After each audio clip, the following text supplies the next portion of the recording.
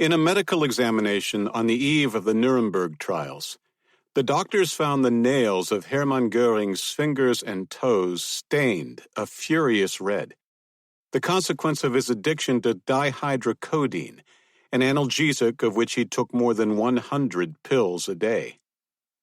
William Burroughs described it as similar to heroin, twice as strong as codeine, but with a wired, coke-like edge.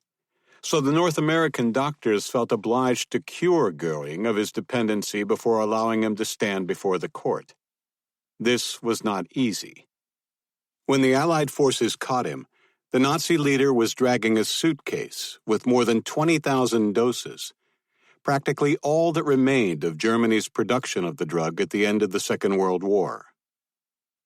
His addiction was far from exceptional, for virtually everyone in the Wehrmacht received Pervitin as part of their rations, methamphetamine tablets that the troopers used to stay awake for weeks on end, fighting in a deranged state, alternating between manic furor and nightmarish stupor, with overexertion leading many to suffer attacks of irrepressible euphoria. An absolute silence reigns. Everything becomes alien and insignificant.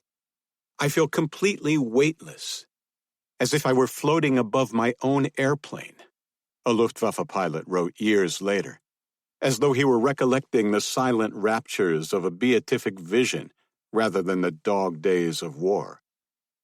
The German writer Heinrich Böll wrote letters to his family from the front, asking them to send him additional doses.